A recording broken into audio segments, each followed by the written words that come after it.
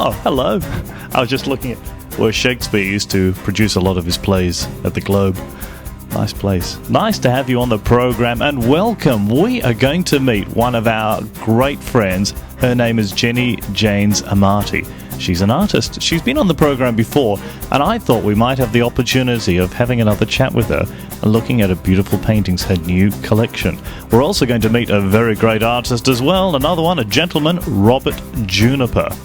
Nice fellow. We'll get to talk to him, and we might even have the opportunity of having a chat with you. Wouldn't that be great? So stay tuned. You might just see yourself. Right now, though, let's go and meet Jenny Janes Armati, and just before that, let's remind ourselves of what her beautiful paintings look like.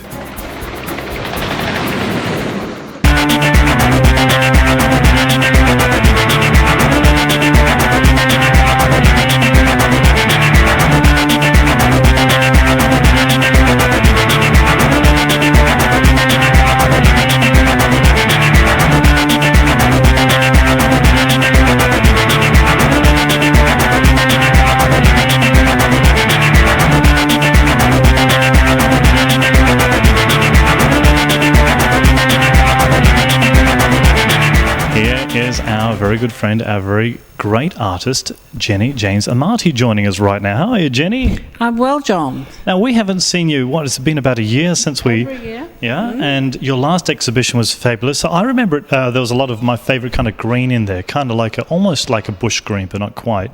Tell us a bit about that. Well, as you can see now, I've sort of moved on from the greens a bit. Yeah, you've got a lot of bright colours. Lots of reds now, reds and oranges, and actually quite a bit of white as well, and bringing in a bit of darkness, the darker side of me.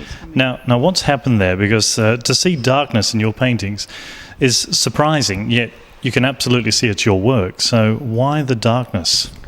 I haven't really got an explanation for that. It just happens that way. You know, most of the paintings I do are just purely by mood and instinct, so there's no real thought process goes into it. It's more of an emotive situation, so I'm sorry I can't explain it. So we've seen you walk up to a canvas and you'll just start putting colour on. That's and exactly what right. happens with the first colour? Does one colour jump out and start you off?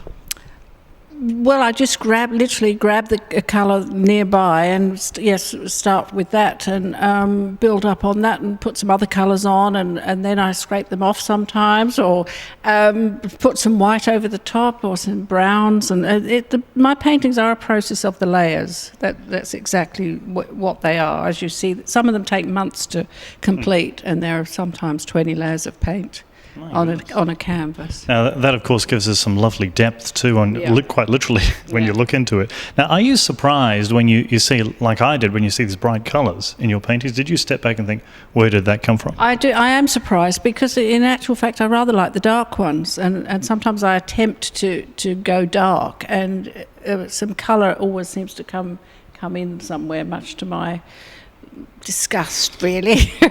But I guess I must be trying to say something, as you know. I can't explain it. As I said, it's really an emotive thing, and that's what I rely on, is emotion rather than technique or rather than any thought process. So I can't really explain it beyond that. Sure. Now, why don't you remind us of a little bit of the old days when sadly all you had was a mattress on the floor.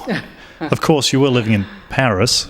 Well, it was not quite Paris, it was actually the south of France, but it was Wait a second, excuse me. Very difficult. Our daily diet was a litre of lovely local French wine and some bread and cheese, because that's all we could afford, but wow, we didn't care. We liked it anyway. It almost sounds like you're born to be an artist. Now from then, when did the first step take place when you started painting?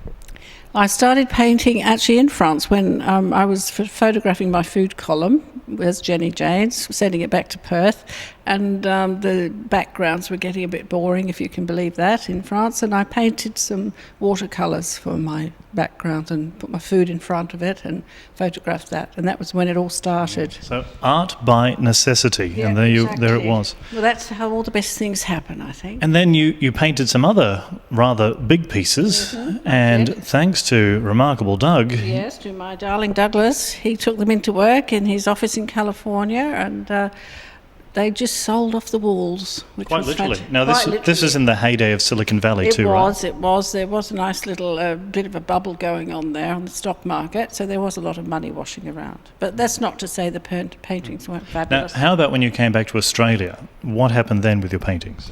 Well, we had a time in England before that where I did sell paintings and came back to Australia and was discovered by Tristan, and we had this lovely show here 18 months ago. So it's really evolved from there. This is my second solo show, which Anthony now has taken over the gallery here. Doing a great job Doing too. a great job. And Jenny, we'll have a look at your paintings in a moment.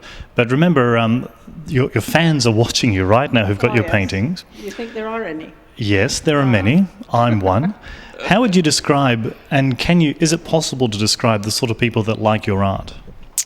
Well, I think sort of people are people that have a soul, I think. That's agree. all I can say. Yeah, I'd absolutely agree with that. Now, Jenny, why don't we go look at some of your paintings right now? Good idea. Jenny, this beautiful painting behind us is lovely, particularly with this painting in a painting. Tell us a bit about that. Well, that sort of happened by accident, as most of them do. But somebody said to me the other day that there's a little man up there with a moon behind him. And I thought, well, that sounds interesting. And as you say, that could almost be a painting on its own.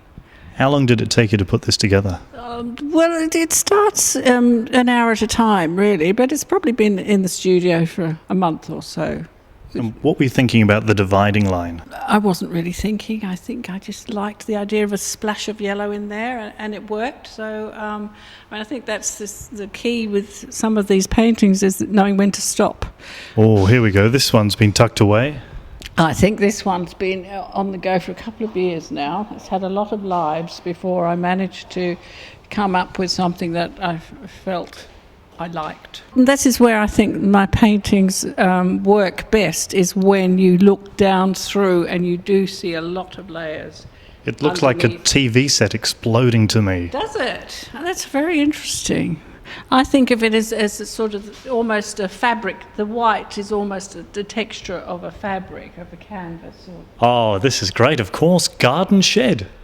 Yes, all my paintings are landscape inspired. So this did kind of represent a doorway there, and I felt that was quite an emotive title for something that's reasonably abstract. It's a good door, don't knock it. It's a good door, don't knock it. I like that. That's very good. This one is a tall surprise. This one will be very nice in someone's hallway, I think, at the end of a hall where you've got a nice long bit of wall. And I love the green, of course. Yep, the green is your favourite, isn't it? Have you got a garden? Is that why you like green so much, do you think? Now here we discover Jenny's dark side. Very, very funny. Yeah. Yes, this is Douglas's favourite, actually, I think I can say.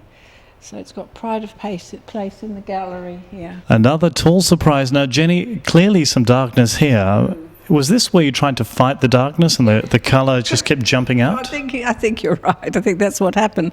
I think I went a bit mad too with all those drips and splashes. I think I chucked a can of paint at that one. But I think it works in the end. I like that's one of my favourites. Now, this purple I like, although you call it a what?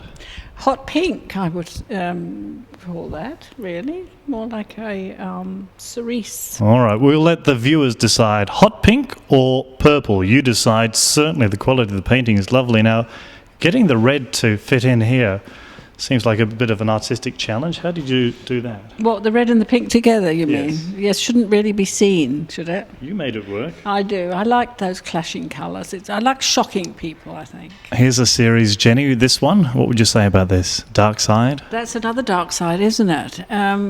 But yeah, I rather like the dark in these. And it's a nice little series. I think somebody could have all these four and put them in a line in their hallway again, couldn't they? Well, here we go, Jenny. Not often we see brown like this in your paintings. Maybe it's the dark trying to... The dark's trying to come out, but a bit lighter, isn't it? Yes, I like that brown. That's a sienna brown, and it's dark, but it lets a bit of light through.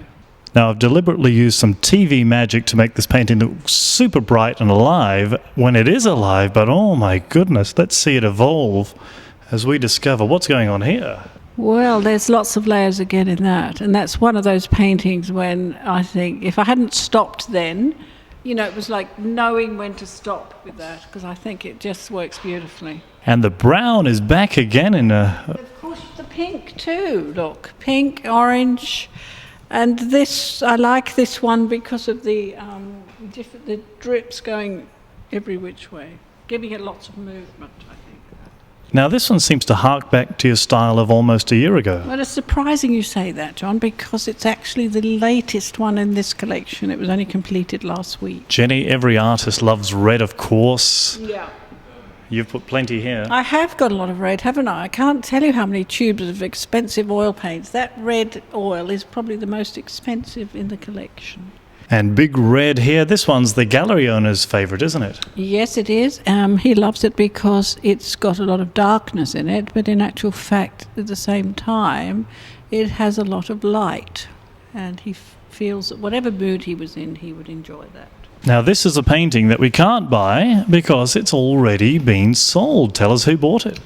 Well, Robert Juniper has bought this for his wife, Tricia. And I'm very fortunate to have Robert opening the show this time. Yes, 2 paintings in one here. What a bargain. Tell us about it. At least 2 paintings in that one. It's interesting, this one. This has been in my studio for at least 6 months, undergoing various changes. Very healthy painting, this one. Lots of vitamin C. Beautiful orange. Yes, this one's actually on the invitation this year, and it's actually very graphic for my paintings. It's surprisingly strong, I think, in just the almost 3 blocks of colour. Now, this is a tiny little painting, but my golly, what a big, beautiful feel it has. Thank you. To me, it represents some trees, which probably wasn't intentional at the time, but I think it suggests, because of the green as well, I suppose. And then, again, there's lots of black, which makes it rather dramatic. Gotta say, Jenny, that painting that Robert bought really is an eye-catcher. Were you surprised when the great Robert Juniper said, "I want one of your paintings"? Yes, to be frank, I was gobsmacked.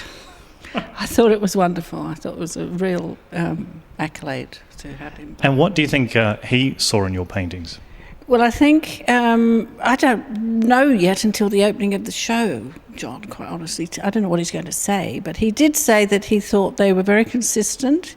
He loves the use of colour, the way I use colour, and obviously he especially liked that one. He bought it for his wife. So it's a bit premature to say know what he's going to say, I'm afraid. Gee, so I think it's safe to say, Jenny, you are the artist's artist.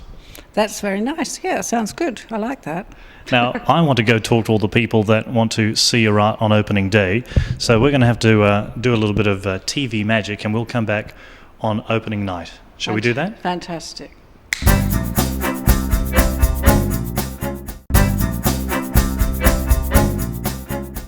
Hello, welcome back to the show, and great to have your company. Of course, it was very nice to talk to Jenny. And I just wonder... I still can't help thinking, though, living in France. Could you imagine living in France? A little bit of wine, maybe a croissant or 2, painting. That's the artist's life. Now let's go see what the folks think about Jenny's lovely art. In fact, we might talk to this lady. Excuse me, what do you think of Jenny's lovely paintings? I like it because it's quite stark and it's quite stunning. And it just looks beautiful against the white walls. It really stands out. And a lot of it I'm looking at thinking, I would love to see it in my house. I just find it very accessible. It's open to so much interpretation, but it's not so much that it becomes confusing or lost. But both my friend and I have been drawn to certain paintings, and for very different reasons. So I find it the accessibility and the interpretability of it. Hello, nice to see you. What do you think about Jenny's art tonight? Fantastic, really beautiful, very colourful. I love her art. I just love the colours she uses. She uses very intense colour contrasts. I like the size of her pieces. I like the strong colours. That's a beautiful strong colour. It's very bold. Yes, I'll take the credit for Sue discovering Jenny. I've been a great fan of Jenny's at Tristan's for many years. I think it's just got nice colours. It's lots of abstract, lots of shades, and just generally it's nice. I like her art because it's colourful, absolutely beautiful. I love the textures in it as well. I like her art because it's bright, it's colourful, it would go almost anywhere.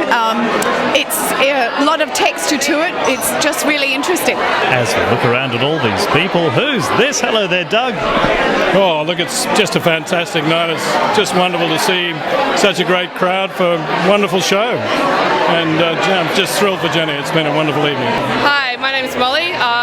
This is my favourite piece of Jenny's. I absolutely love it because often in abstract art you don't get a sense of perspective.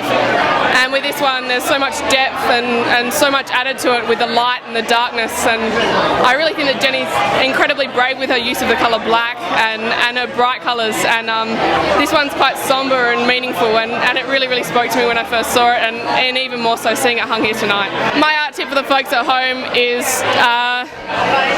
to be motivated by what you feel rather than what you think or what you see. I think she's moved ahead from last exhibition. The colour, the composition, I think it's more spontaneous. I like the way she's got the feel for movement, composition, and I think she's mastered her colours more effectively this time round. I'm really enjoying this exhibition here tonight, finding Jenny's works very vibrant and very evoking of emotion. Well, I think it's such an extension of Jenny's personality and it's so multi-layered like she is, and it's just beautiful. It makes you feel good. That's the best thing about it. Oh, little Jen. We love hugs and our dear Jen. After the break, we're going to find out what an artist thinks of an artist. That's right, our dear Jen, and we'll hear from Robert Juniper.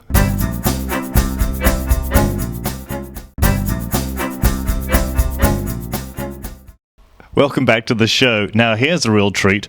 Robert Juniper loves Jenny's art, so much so that he actually purchased a piece. You're probably already aware of that, so let's have a chat to Bob right now. How are you? I'm very well, thank you, John. And tell me, what was it about Jenny's art that made you say, well, I want to have that piece?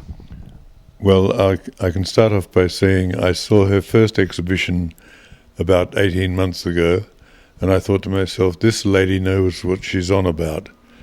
And I'd look forward to seeing her next show. Well, then she asked me if I would open the exhibition a couple of weeks back, and I was honoured to do that. And the first thing you notice about Jenny's work when you see it en masse is that it's full of beautiful colour, and she obviously loves the material or the medium that she's using, because there's a sensuousness about it, and you can see she revels in playing around with shapes and colours. And the particular painting that I took possession of yesterday, it was on the invitation, but I saw it in her studio before it went into the exhibition, and I immediately liked it. My wife, Patricia, loved it, so we paid for it there and then before anybody, because I knew it would be a popular painting. That's the thing, when you see it, you have to take advantage. Yeah, sure. Now, we talked a little bit about, before we started filming this, we talked a bit about the kind of green that Jenny uses, and I love that kind of green. Now, you pointed out, being the artist you are, how some of the almost like accidental colours, we know of course they're not, but enhance it, that red. Yes, the red is almost a perfect complementary colour to the green background, and it just sings. And as you say, it looked like accidental things, but then if you look more closely, it is quite deliberately painted or left there. So what would you say would be the simplest way of summing up Jenny's art for those people who are maybe new to it and maybe watching it for the very first time right now on the program? How would you sum it up? How would you describe it to them? Well, there's obviously an American influence there.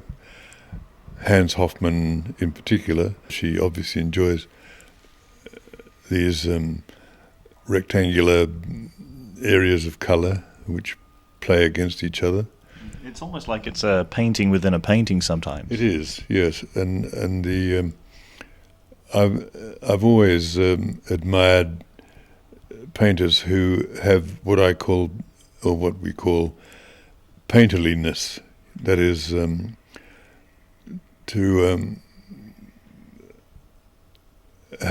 could take any sort of square inch of the painting and it's perfectly painted.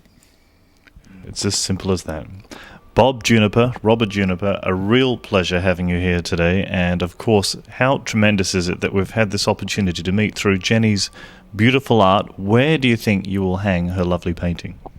Well, I've got rather a full gallery at the moment, so we'll my wife Patricia is a very keen curator, and she loves nothing better than to rearrange the paintings around the place. So I'm sure she'll find a pride of place for it.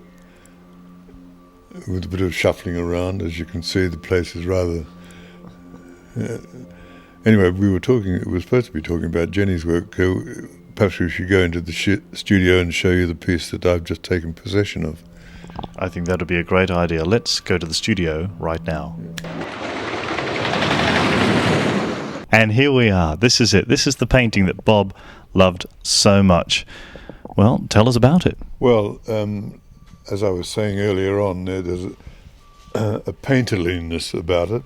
This, which is ostensibly a white rectangle, is almost a complete painting in itself, with all this nice sort of textual stuff going on here. And we were talking about the yes, the green and the red. Things that perfect sort of complementary colours, red and green. And she exploits things like that. Now, I notice you're doing something that I've never dared do. You're touching the painting. Yes, how would you feel if a non-artist did that? Well, it is all right. You know, paintings are tactile things. You know, I don't mind if somebody touches mine. After they bought it. But I remember my friend John Olsen was in the Art Gallery of New South Wales, and he noticed one of his paintings had gone a bit slack on the canvas, so he was touching it like that, and an attendant came up and he said, "Excuse me, sir, I don't think the artist would like you doing that." And John didn't say anything. He said, "Oh, sorry." Well, it's nice to know that they have attention like that. Well, certainly I can understand, and I think everyone at home watching can understand why you love this piece. Yes. It's really nice. And Bob, I really appreciate you sparing the time to help us discover more about you and about Jenny's art as well. Thanks very much. You're welcome, and it's been a pleasure. Thank you, John. That's Robert Juniper, a real gentleman too, very nice fellow. And you know, afterwards his wife made me the loveliest cup of coffee, and I should point out it was made from free trade coffee. That's something to remember, very important thing we can do for our good people on this planet. And afterwards I went for a bit of a tour of Bob's house. What a beautiful place. He's an artist in everything he does, and he likes Jenny's art.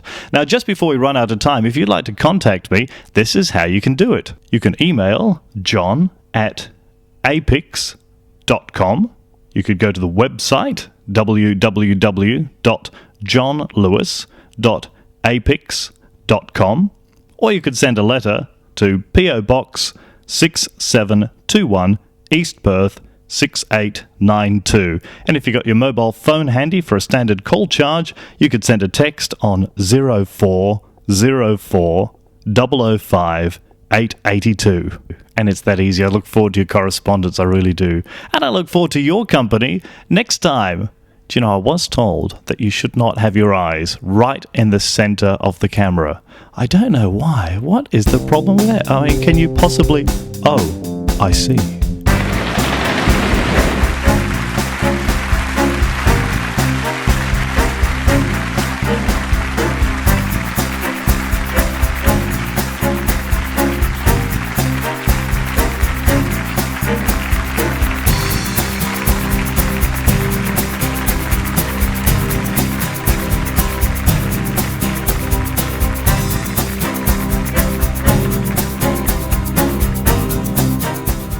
My name is Robert Juniper, and you're watching Time with John.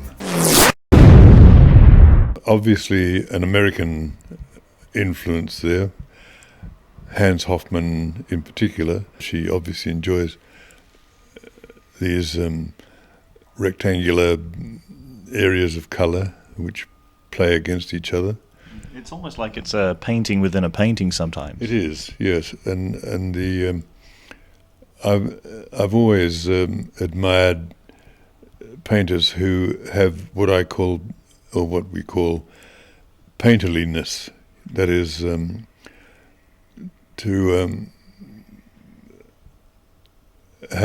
could take any sort of square inch of the painting and it's perfectly painted. It's as simple as that. Bob Juniper, Robert Juniper, a real pleasure having you here today. And of course, how tremendous is it that we've had this opportunity to meet through Jenny's beautiful art. Where do you think you will hang her lovely painting? Well, I've got rather a full gallery at the moment, so my wife Patricia is a very keen curator, and she loves nothing better than to rearrange the paintings around the place. So I'm sure she'll find a pride of place for it. With a bit of shuffling around, as you can see, the place is rather. Anyway, we were supposed to be talking about Jenny's work. Perhaps we should go into the studio and show you the piece that I've just taken possession of. I think that would be a great idea. Let's go to the studio right now. And here we are. This is it. This is the painting that Bob loved so much. Well, tell us about it. Well, as I was saying earlier on, there's a painterliness about it. This, which is ostensibly a white rectangle, is almost a complete painting in itself, with all this nice sort of textural stuff going on here. And we were talking about the yes, the green and the red. Things, perfect sort of complementary colours, red and green. And she exploits things like that. Now, I notice you're doing something that I've never dared do. You're touching the painting. Yes, well, how would you feel if a non-artist did that? Well, it is all right. You know, paintings are tactile things. You know, I don't mind if somebody touches mine. After they bought it. But I remember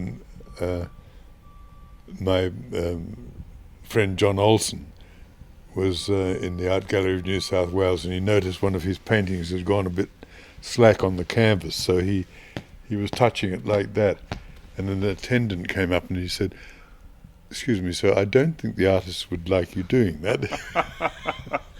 And John didn't say anything. He said, "Oh, sorry." Well, it's nice to know that they have attention like that.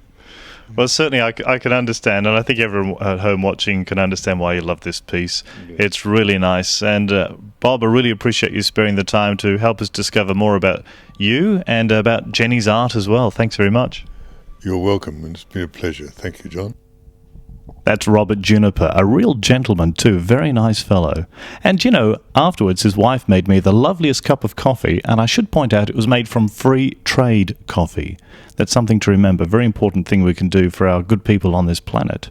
And afterwards I went for a bit of a tour of Bob's house. What a beautiful place. He's an artist in everything he does, and he likes Jenny's art. Now, just before we run out of time, if you'd like to contact me, this is how you can do it. John loves to receive your letters and emails, so send your letter to Post Office Box 6721 East Perth 6892, or you can email. Maybe even view his website. Back to you, John. And it's that easy. I look forward to your correspondence, I really do. And I look forward to your company next time. Do you know, I was told that you should not have your eyes right in the center of the camera. I don't know why. What is the problem with that? I mean, can you possibly... Oh, I see.